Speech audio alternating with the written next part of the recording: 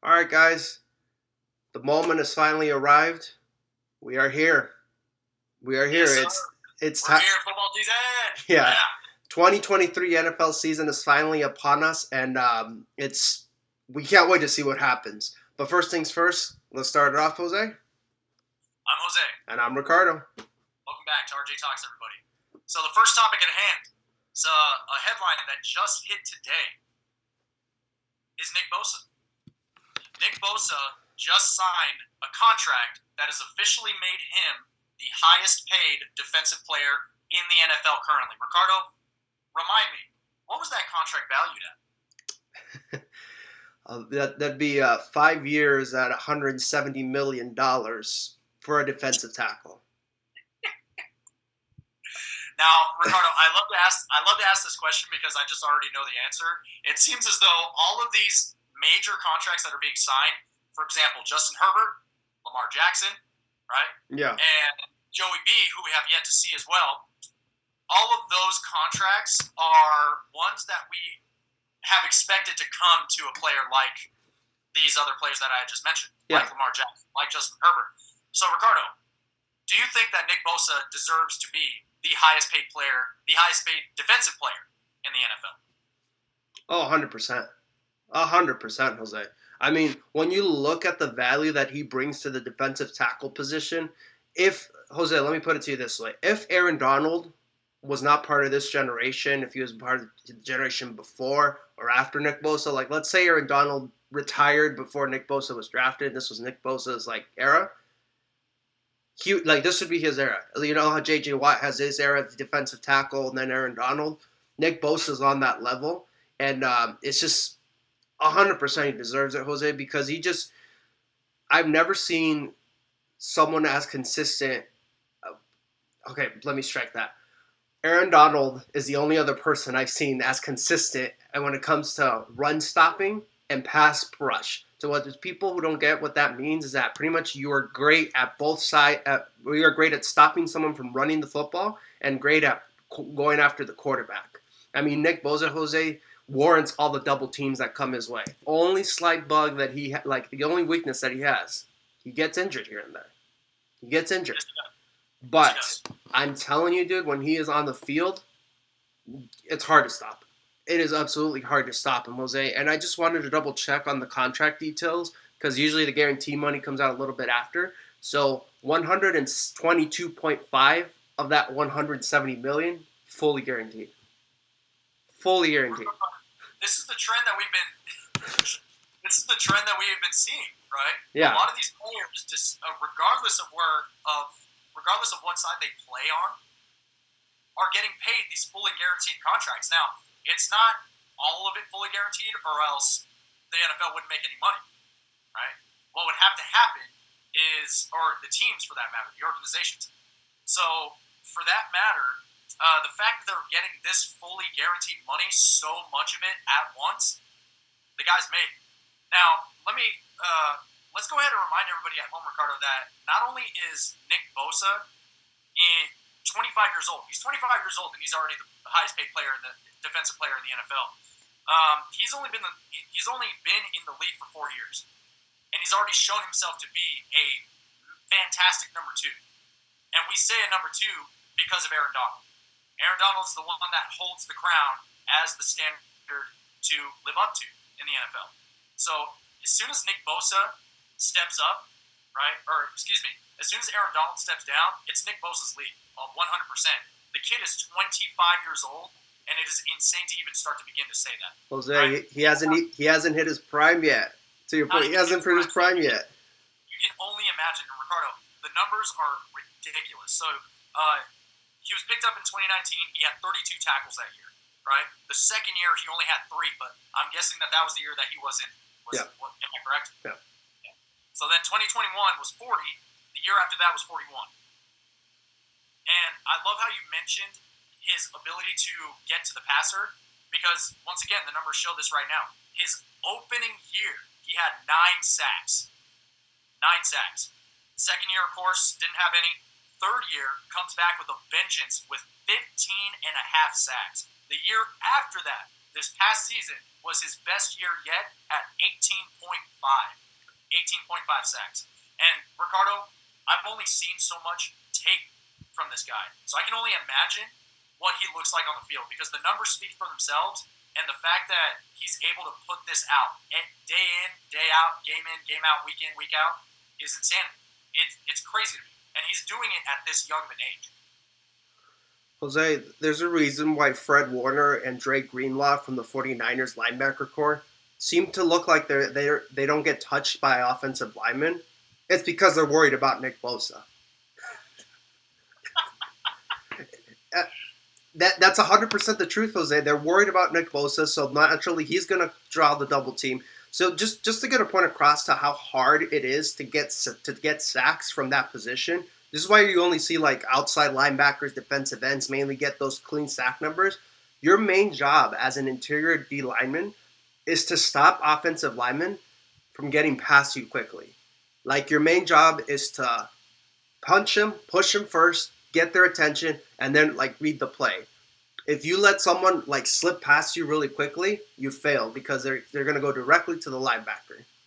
So your main job is to engage and wreck the play. So Jose, like there's that's part of the reason why this Niners defense seems like unstoppable at times. It's just because that presence in the middle is ridiculous. And you said it, Jose. He went from 15 to 18. Now, granted, sacks years fluctuate, but the fact that he was able to double down and go back-to-back seasons with 15 sacks, Jose, you don't see that many players do that. You see J.J. Watt do that. You see T.J. Watt. As far as player, now, granted, theirs was close to 20, but the point stands is that able to maintain that sack total is very, very rare. So he 100% deserves this contract. I do want to add one thing, Ricardo. The total tackles for him were 41. Ricardo, you want to take a guess as to how many of those were assisted tackles? Knowing him, probably less than 10. It's exactly 10. Exactly 10. Yeah, 10 assisted tackles out of 41. So what that tells us is that he's the one that's putting in most of the work to get to the passer like that. It's freaking amazing. So based off of what you're telling us, Ricardo, and I say us, meaning everybody else that's watching, everyone else that's listening at home, based off of what you're telling us, the main objective is not even for him to sack the quarterback. It's for him to prevent the people that are protecting the quarterback from breaking the line. So the fact that he's able to, like you said, Ricardo, double down on his job and not only prevent people but to break the line as well, it's insanity. The guy's a monster. Jose, so obviously Joey Bosa is his brother who plays for the Los Angeles Chargers. I remember watching Joey Bosa at Ohio State. I'm like, oh my God, he's good. Like, he's great. And then I saw Nick Bosa in college. I'm like, yeah, he's good, but I don't know if he's going to be as good as his brother. It's over. He's better than his brother. He's better. Like, it's just plain and simple. He's better than his brother. Joey's no chopped liver, but Nick is better than that. The point stands now. The conversation has ended. And it's unfortunate. That's not to take, like you said, Ricardo. It's not to take anything away from Joey Bosa. Excuse me. We have a different Joey B. Yeah. But Joey Bosa, it's not to take anything away from him because he's still a phenomenal player as well. But the fact that Nick Bosa was able to step in and in such a short amount of time be as prolific and as formidable of a player as he is now is nothing short of extraordinary. The guy is an absolute unit of a man, and I think that 100% he deserves this contract. So I think with that being said, Ricardo, we can praise Nick Bosa as much as we want to. Oh yeah. But I did want to bring up another interesting question, Ricardo. So with the league constantly adjusting to these very big players, right? Mm-hmm. Like Nick Bosa, like Joe Burrow, like Josh Allen, right? And the rest of their offensive and defensive core, with the rest of the league adjusting going into this next year, do you think that he's going to put up the same amount of numbers that he has within these past 2 years? And how is that going to affect the rest of the defense as a whole? Yeah. I don't think he's going to surpass. I mean, I'd be shocked if he surpassed. That'd be one of the best all-time seasons if he did. But I don't think he's going to surpass the numbers that he did this year. But I definitely think he's going to get close. I'd say, based on what I've seen, close to 15 sacks. It'd be great if he got another 15 sacks. Total tackles, probably 30 to 35.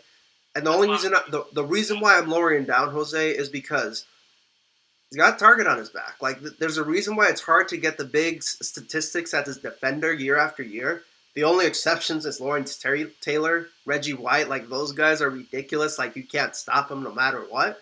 But the reason why it's so hard is because every offense has your number. Like, every offense is going to be like, do not look at 97, and Nick Bosa is 97 to the people who don't know that. Look at 97 at all times. Okay, we are either going to run away from him, run the play in the other direction, or make sure that he's triple teamed at all times. So that's what makes it hard to get those stats up. However, that's not going to slow down this Niners defense. If anything, that's going to make him look that much more threat and vulnerable, like much more threat as a unit, because they're going to be such focus on the interior because of him. Because he was a miss. They would have struggled if Nick Bosa held out and he didn't play this season. You would definitely see the huge difference between the Niners defense, because I'll say there's such a thing as players impacting a play when they don't have a statistic to go to it. 100%. 100%. So I think that's still going to affect the league. I personally still see the Niners. I think they're going to be the number one defense by far, without question. But do I think his statistics are going to get this better or the same? I think they're going to dim down a little bit, but that's okay, because I think they're still going to be just as successful as a unit. And it's going to be very sucky for the NFC, specifically my division. But oh well, it is what it is. I got to appreciate the greatness. We just appreciate good football over here, whether or not, like, whether it comes from our teams or not. We already, Ricardo, we've already made our stances very clear on how we think our teams are going to go within our teams are going to perform within this next season. So I think at this point for us, it'd be fun to just take a step back or sit back and just watch greatness as it unfolds. And for everybody that is a San Francisco 49er fan, and I know with us being in the Southwest, you guys are everywhere. So for us, let's say this: the Niners are going to have a phenomenal season going into this next season, but we also have to acknowledge the fact that, Ricardo, like you said, they have a target on their back. Is that going to slow the key players down? Slightly. But we have to remember, once again, this is a team sport through and through. So unless you have a plan to stop the literal entire defensive core of the San Francisco 49ers, Ricardo, I don't think it's going to happen. I don't think that anybody is going to, no pun intended, penetrate that defensive line. And to add to your point, Jose, as far as like that defense performing overall, one of the important things is offensive style. And what are the 49ers known for, Jose? What is their bread and butter? Run the rock down the team's throat. And when you run the rock down the team's throat, not only are you creating momentum, not only are you setting a tone, you're keeping your defense on the sideline. So you're letting them rest up. Old Shanahan offense, yes. Yes. So you're letting them rest up while you're on the field. Even if you score a field goal, that's still a win for the defense. Because, like, okay, yeah, we got points on the board. It's not a quick 3 and out where, like, you're supposed to do this. And, Jose, specifically why I say, like, this is going to help the defense even more, Kyle Shanahan is set his eggs on Brock Purdy. I mean, it's done. With Trey Lance being traded, he is betting all his money that Brock Purdy is going to be the guy for this team. And the way to protect the young quarterback, Jose, what do we always say? Balanced offense, running the football, play action, doing whatever needs to be done to protect your guy. So that I'm saying this because it's going to attribute to the defense having less time on the field, having more momentum, and it's not going to slow them down because they're like, we got this offense in our back. They can score if they want to. To wrap it up on my end, Ricardo, I think the bet still stands. The San Francisco 49ers are going to be absolutely dominant going into this next season.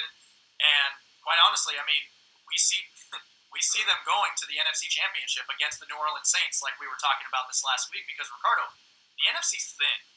But the best teams that are standing out stick out like a sore thumb because they're just so damn good. Mm-hmm. So I think at this point in time, it's easy to say that the San Francisco 49ers, along with Nick Bosa and along with Brock Purdy, they're going to be phenomenal. if they're anything like they were last year, which they were absolutely incredible last year, it's going to be they'll be damn near unstoppable. It's going to be insane. It's going to be a crazy, crazy thing to watch. Absolutely, Jose. And speaking about the NFL season as one of the top teams in the NFL, some big news also happened to one of the top teams. If you want to go ahead and break it down, Jose, as far as what happened. Yes, sir. So as of right now, the Super Bowl champs, Kansas City Chiefs, have lost Travis Kelce. Now, do we have a time frame for his return? Ricardo, I didn't read anything as to right now. I haven't gotten any updates. It's just kind of up in the air right now. But what needs to be addressed is the first game of the NFL season is tomorrow, and the Kansas City Chiefs are playing up against the Detroit Lions. The Detroit Lions team that kept the Green Bay Packers out of the playoffs last year, and quite honestly, had their best season in, Ricardo, how long has it been? 10 years? 10 years, at least, yeah. Yeah, 10 years. So that worries us. That worries us a little bit. Not because we're Kansas City Chiefs fans, but just for Kansas City fans in general. But Ricardo, let's break this down a little bit more. What exactly have you seen, and what exactly have you assessed from your perspective? Obviously they're not going to release any injury footage, otherwise we would see it by now. But Right. What's happened is that he had a hyperextension of his knee, and this was information opened up to by I can't remember the guy's name. So some offense player from Kansas City, some young player. But Jose, what worries me about a hyperextended knee is that that's the bread and butter. The ankle would be the bread and butter because that's where you explode from your position of as when it comes to the offensive lineman. Now, Jose, Travis Kelce is a known route runner, quick player, twitch player, and his knee and with those type of skill position players, I mean, we call him more of a receiver than a tight end. Oh yeah, your knees are everything. Your knees are everything. So if there's even the slightest possibility, Jose, that he's kind of 50-50 on it, Kansas City, if I'm Kansas City, I'm not going to risk it. It's the first game of the season. Let him rest a couple weeks. It's the beginning of the season. We'll see how he's doing later on the road. But like you said, as far as how this affects this game right now, this momentum's on Detroit's side. I mean, analysts can say what they want. Vegas still has Kansas City as the favorite by 5 points. But Jose, Travis Kelce being gone is a huge piece. It's a huge piece. Let me break it down to a way that we understand it. It's Tom Brady without Rob Gronkowski. Yes, it's still Tom Brady out there, but it helps if Gronk is there. It's still Patrick Mahomes out there, but it helps if Travis is there. That's his guy. That's the main dynamic duo. And Jose, he's missed 2 games technically, but he's missed 2 games in the entirety of Patrick Mahomes' career. So it's going to be a big question as far as how they're going to do and how motivated are these Detroit Lions going to be, because they're still getting no respect. The injury happened, everyone's yeah, it's still Kansas City's game. They're going to handle their business, do whatever they got to do.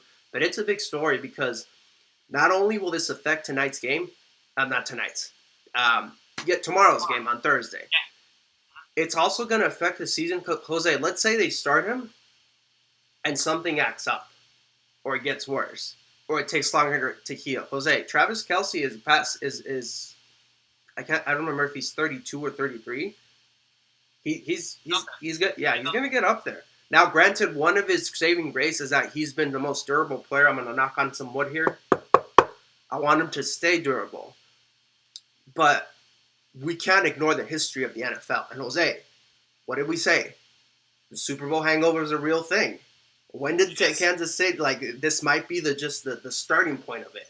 Hopefully it isn't, but this might be the starting point of it. And Jose, the fact that it's Travis Kelce worries me deeply if I'm a Kansas City fan. Now, granted, he might play, he might not, but I wouldn't risk it for this game. I'd be you know what? Let's play. It is what it is. If we lose, that's fine. If we win, it's fine.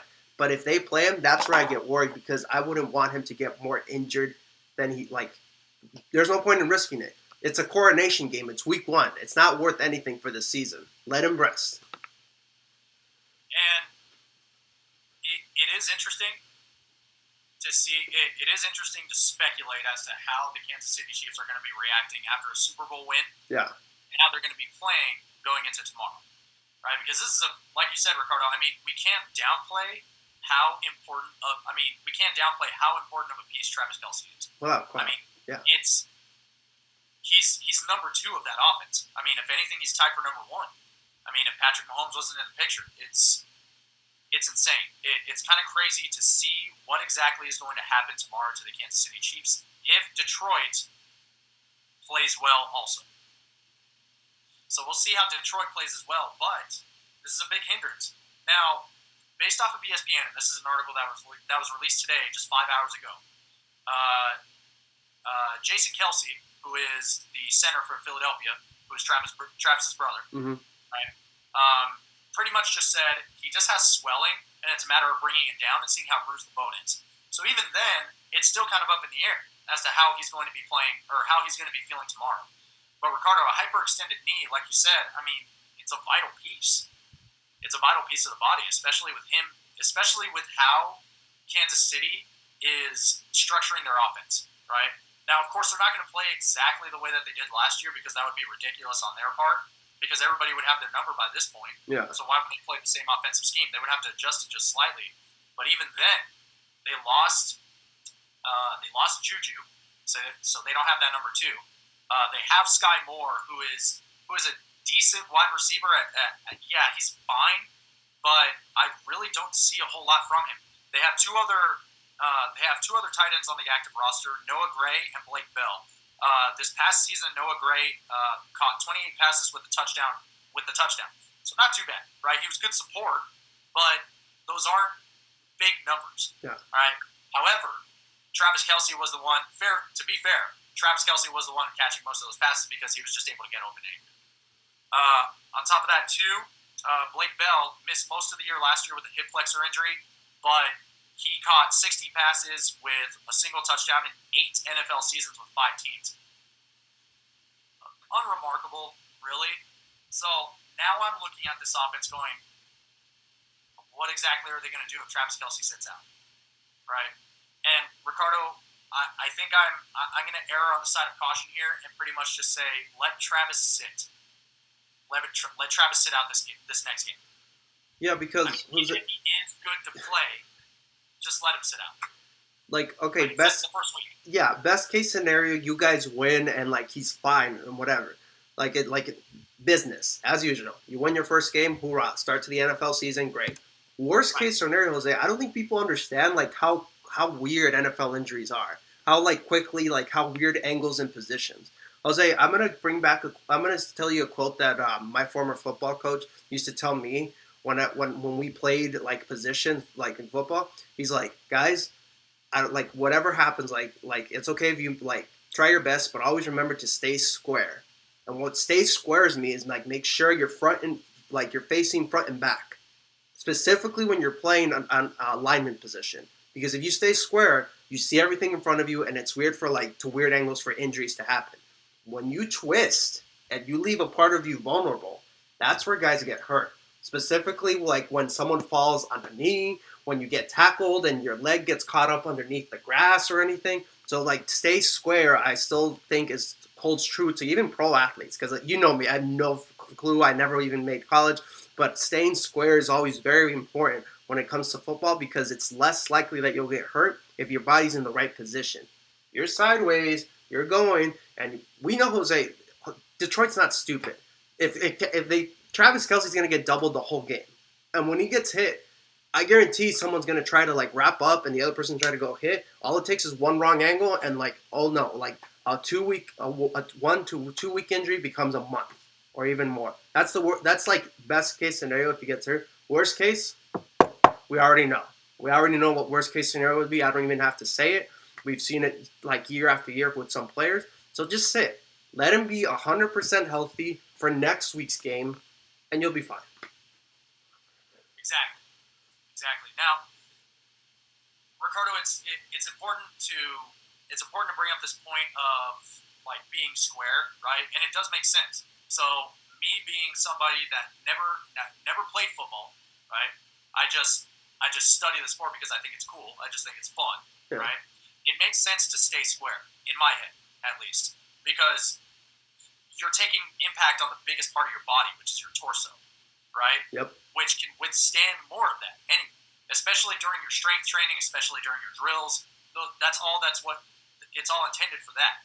So as soon as you start turning sideways and you start exposing, like you said, a vulnerable body part, much like your knee, your ankle, parts that aren't conditioned to be taking that, right? Unless you're in a martial art, right? And you're and you're kicking banana trees for 5 hours, right?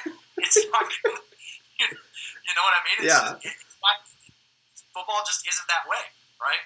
You're trained to take big body impacts, right? So it would make sense for you to stay this way to not leave yourself so vulnerable. Now we understand that in the midst of every play, Ricardo, and you can attest to this. Correct me if I'm wrong. Things just happen. Yeah. Right. Yeah. You just get caught. You get caught in the heat of the moment, and things just kind of leave your brain. Right. But for professional athletes especially, and with such a focus on technique, right, as they would put it, we have to prevent that. They have to prevent that. And I think the season opener is a big vulnerable spot because it's the very first game of the season for these teams, but it's also the very first game of the season. Yep. Everybody's going to expect the Kansas City Chiefs to do something, but everybody's also going to expect the Detroit Lions to do something. With all of that pressure in mind, I mean, and that's not to say that Patrick Mahomes and Travis Kelce can't handle it, but it's the very first game of the season, so anything can really happen. Which is why we're pretty much saying that I think it would be much better. We personally think it would be much better for Travis to just sit this game out. Like you said, Ricardo, if they win, the momentum is on their side. And then Travis Kelce will be coming back to a winning team, and he'll be pumped. He'll be like, all right, let's go. Let's do it. Let's keep this train rolling. I 100% agree with you that things could happen. I get what your point is. They're not going to get under pressure, but like they could fall into their own hubris and be like, we're the Kansas City freaking Chiefs. Like we can do whatever we want, and be like, we're gonna score up and down the field. We're gonna throw passes down, and we're gonna like Travis is gonna play this game. Like we're gonna score 35 points this game. Like nothing's gonna stop us. Like I would like, and I know, and Andy Reid, Jose, he's been in the league for 40 years, like almost twice the amount of length that I've been alive. So I'm sure that he knows this, okay? Like I'm sure he knows. He's like, yeah, he's like, screw that. Like we're gonna play for the season. We're not gonna play for this one game. This isn't the Super Bowl. Like let's just play to win. And if we win ugly, we win ugly. So be it. If we lose, we didn't deserve to win. I think that's how Andy Reid's mindset will go in this game. And Mahomes too. Like Mahomes, we saw last year. Like he was very patient. Like long drives and everything. Like he won that freaking Super Bowl playing that way, as we like to call it, the Brady way. So I'm sure they'll be fine. Like there'll be nothing to do. However, it'll still be a close game, and Detroit's no pushover either. But bright lights, like we'll see how that affects them as well. But we'll see. It's very exciting. We'll see. And if we have nothing more to say about Travis Kelce, I want to talk about another key component for Kansas City. But you have something more to add? I do, and I think, and this thought just crossed my mind, Ricardo. I think it would be wise to kind of adjust our score here, because this is brand new information. Yeah. Right. So say Travis does not play tomorrow. How do we think this game is going to play out? Because for me, this changes things. 1,000% it changes things. Yeah. Right. So I think personally it won't be a very high-scoring game, and I'm not sure if we said that last time, but that's just what I think. I don't think it's going to be that much of a high-scoring game. Yeah, no, I agree. So, my updated score at this point, and Ricardo, to be completely honest with you, I don't even remember what I said the first time, but I know that we expected it to be a bit more of a shootout than this. But Ricardo, I think it's going to come down to the field goal. I think it'll be 14-10. 14-10? 14-10. 14-10. I'm going to give it to Detroit. Okay. 14-10. Detroit. Got it. Okay, so here's the other piece of news of information that I don't know if you were aware of, but Chris Jones, their best defender, has been holding out for a new contract all off season. and they haven't signed him to a new contract as of yet. Right. So my point about the opening game, how this affects this, like you're already without your heart and soul of your defense, Chris Jones, on the field. Now you're going to be without your Mahomes is everything, but it's Travis Kelce. It's the best player on your offense. That's not Mahomes. So arguably the two best players on your team are not going to be playing tomorrow. So, and Detroit, Jose, we know Detroit's what's going to do. They're going to try to run the ball and keep Kansas City off the field. Right. So as far as how this impacts the game, I agree with you tremendously. It's going to impact the game. I don't see it. I see them scoring a little bit more points just because it is Kansas City and Detroit can score some points as well. But I do think it's going to be close.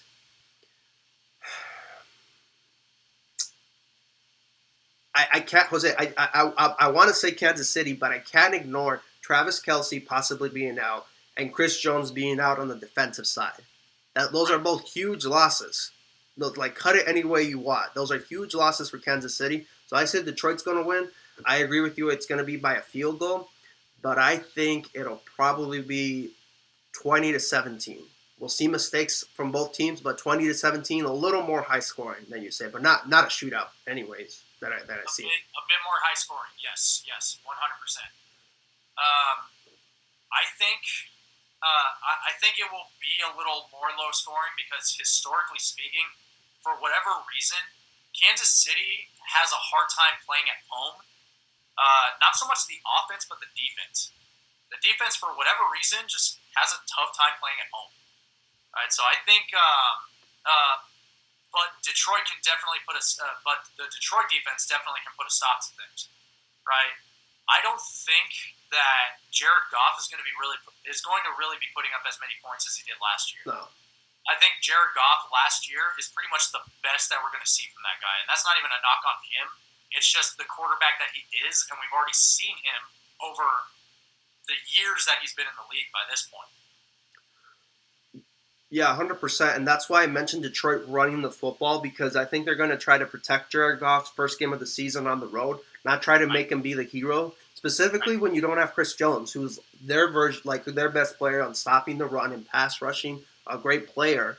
So they're going to, if I'm Detroit, I'm running it down their throats, doing play action, and try to trick these young corners. They won the Super Bowl last year. That's fantastic. That's great. But still try to trick these young corners into some play action routes and force them to bite to help the run.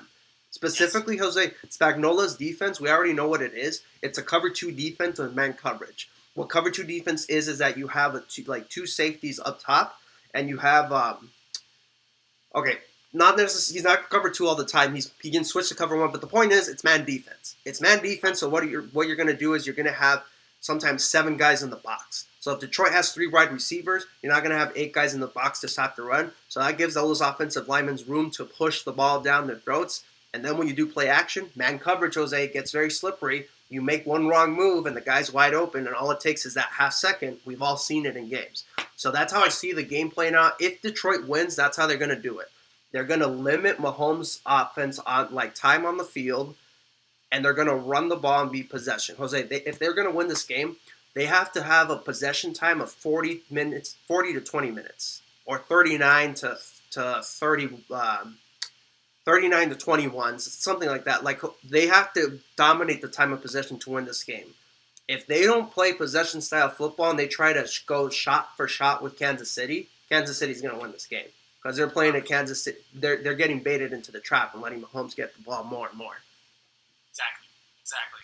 Now, we're going to take a short break, everybody. Yeah. And then once we get back, we're going to be talking a little bit more about the setup of the Detroit Lions.